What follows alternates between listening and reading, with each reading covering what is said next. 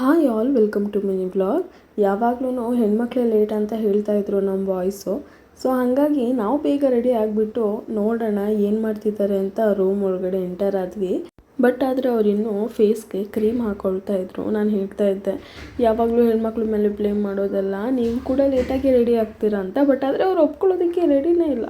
ಗಂಡ್ಮಕ್ಳು ಅಂದ್ರೇ ಹಿಂಗಲ್ವಾ, ಏನು ಮಾಡೋದಕ್ಕಾಗಲ್ಲ ಅಂತ ಹೇಳಿ.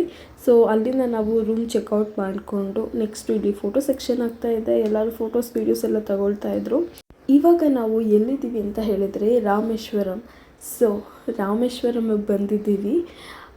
ಈ ಒಂದು ಟೆಂಪಲ್ ಬಗ್ಗೆ ನಾನು ಎಷ್ಟು ಹೇಳಿದ್ರೂ ಸಾಕಾಗೋದೇ ಇಲ್ಲ. ಅಷ್ಟು ಚೆನ್ನಾಗಿದೆ, ಅಷ್ಟು ಅದ್ಭುತವಾಗಿದೆ. ಪ್ರತಿಯೊಂದೂ ಅಷ್ಟೇ, ಯಾವುದು ನೋಡಬೇಕು ಯಾವುದನ್ನು ಬಿಡಬೇಕು ಅಂತ ಅನಿಸ್ತಾ ಇರುತ್ತೆ ಟೆಂಪಲ್ ಒಳಗಡೆ. ಬಟ್ ಅದರ ವೀಡಿಯೋ ಮಾಡೋದಕ್ಕೆ ಅಲೋ ಇರೋದಿಲ್ಲ.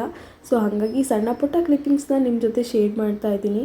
ನಾನು ಆ್ಯಕ್ಚುಲಿ ಇದನ್ನೆಲ್ಲ ಡಾಕ್ಟರ್ ಬ್ರೋ ಅವರ ವ್ಲಾಗಲ್ಲಿ ನೋಡಿದ್ದು. ಅದಾದಮೇಲೆ ನಾನು ಕಣ್ಣಾರ ನೋಡ್ತಾ ಇದ್ದೀನಿ. ನನಗೆ ತುಂಬ ಖುಷಿ ಆಯಿತು.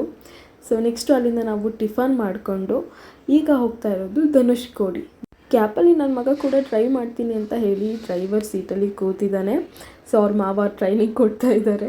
ಸೊ ನಿಜಾಂತೂ ಸುಮ್ಮನೆ ಈ ವೈಪರ್ ಬರುತ್ತಲ್ಲ, ಅದನ್ನೆಲ್ಲ ಆನ್ ಮಾಡೋದು, ಓಡಿಸೋದು, ಆ ರೀತಿ ಎಲ್ಲ ಮಾಡ್ತಾ ಇದ್ದಾರೆ.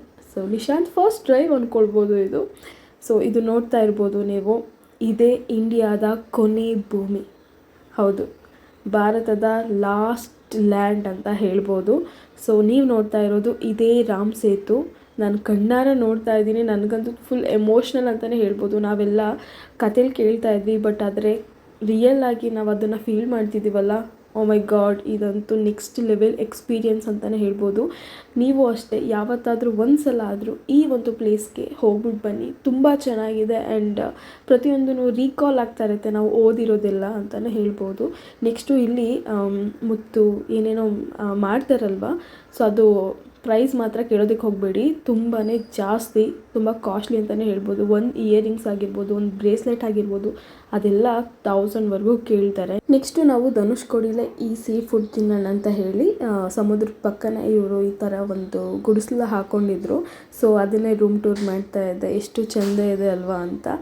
ಸೊ ನಾವು ಯಾವುದ್ಯಾವ್ದು ಫಿಶ್ ಎಲ್ಲ ಬೇಕು ಆ್ಯಂಡ್ ಪ್ರಾನ್ಸ್ ಕೂಡ ಆರ್ಡರ್ ಮಾಡಿದ್ವಿ. ಅಲ್ಲಿಂದ ಊಟ ಮಾಡಿಕೊಂಡು ನೆಕ್ಸ್ಟು ನಾವು ರಾಮೇಶ್ವರಂ ಈ ಒಂದು ಪ್ಲೇಸ್ ನೀವು ಮಿಸ್ ಮಾಡದೆ ನೋಡಲೇಬೇಕು. ಆ್ಯಕ್ಚುಲಿ ತುಂಬ ಜನ ಟ್ರೈನಲ್ಲಿ ಟ್ರಾವೆಲ್ ಮಾಡೋರ್ಗಂತೂ ಇದಂತೂ ಅದ್ಭುತವಾಗಿ ಅವ್ರಿಗೆ ವ್ಯೂಸ್ ಕಾಣಿಸುತ್ತೆ.